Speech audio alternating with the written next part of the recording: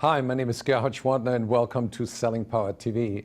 Today we have the great pleasure of meeting with Greg Kaplan, who's Chief Revenue Officer with Bluewolf, and that's an IBM company. It is. We're very excited. We're celebrating our 1-year anniversary this month, Gerhard.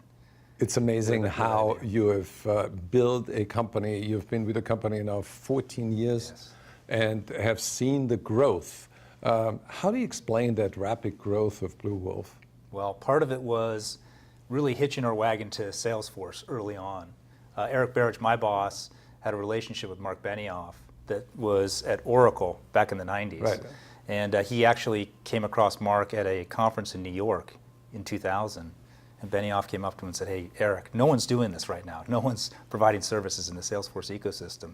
So we were one of the first in, and we rode that wave and really developed a new way of bringing services to market in the Salesforce ecosystem. And Mark Benioff wrote the foreword of Eric's latest book. He did. Yeah. He did.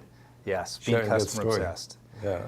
It is, and you know, I think part of that success is also, I think, culture, and we felt like our culture aligned to Salesforce and vice versa. Right. Eric's book is called Being Customer Obsessed, and so we believe that we try to bring that into our customers, Yeah. and we try to It's drink not our own about champagne. customer focused. It's not about customer driven. It's about customer obsession, which is a major distinction. It is. It is. It requires the whole organization to get behind what the customer's thinking or feeling or doing, which is not easy. Right. Usually that's the frontline sales job or a marketing Right. job, and the rest of the organization is collecting cash or trying to service the customer, but it really needs to be across the whole organization.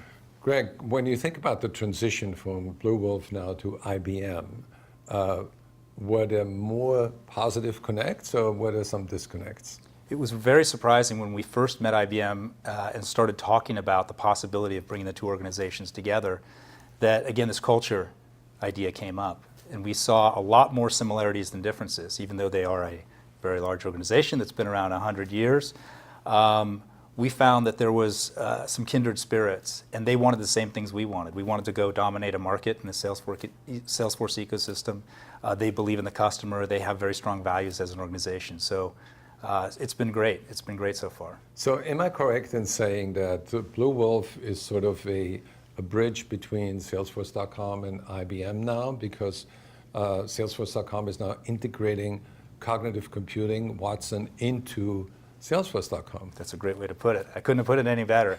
And that's absolutely right. There was a press release just a couple weeks ago announcing this partnership with Salesforce and IBM Watson, linking their cognitive, Einstein, with Watson, and we're really at the center of it. We're actually building a cognitive practice that is going to help organizations deploy this type of technology to help them become these next generation selling organizations that are powered by AI. It's very exciting. Would you say there's room for a term like a cognitive sales organization? Absolutely. It's happening. In fact, in a few minutes, I think I'm going on stage and talking about this very subject, that entire industries are being disrupted right now. I mean, 90,000 retail jobs just in the last 7 months have disappeared. And companies like Amazon are just changing the game. And then that's happening across industries. So we're working with companies in healthcare and financial services that are also looking to leverage these technologies to drive a new experience and gain efficiencies. So Right. it's happening. Can you define artificial intelligence as it applies to sales for me? Sure, sure. I think AI, that term artificial intelligence, has been around a while. I think there have been science fiction novels about it and movies about it. You've got the Terminator and Skynet. We believe AI really is augmented intelligence. So using data to do predictions. Today, we think it's a maturity curve. And most organizations are gathering information through CRM and AI is going to help drive decisions around which leads to call on, which opportunities are most likely to close or fall out of the pipeline. And so it's really a stepping through the process, and ultimately organizations will leverage this technology around machine learning and advanced kind of cognitive computing, where the machines start to think and act on behalf of humans, but we think it's really a marriage of man and machine to create a better experience, not man versus machine. Right. So with cognitive computing, you actually allow the machine to read your data and then get back to you and say, well, Bill needs coaching on that next deal. Absolutely right. And that's really where the rubber meets the road. The customer now is going to expect that you know them. With experiences like Amazon and Uber, customers' expectation is, I'm going to have that type of experience with your organization. So all of the data, all of the information about that customer, their expectation is that's known.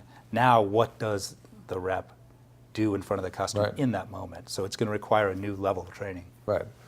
But also that training needs to happen with the sanction of the top executives. And the Yes. survey said that only about 27% of the C-suite executives believe that artificial intelligence and cognitive computing and digital transformation are a matter of survival.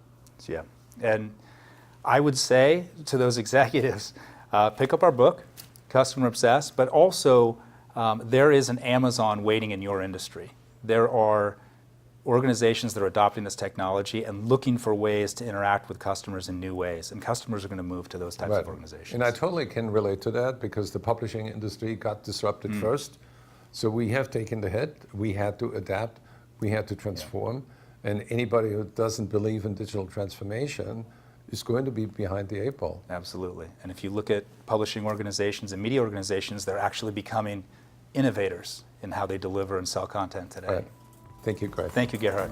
Good luck with your keynote. All right, appreciate it.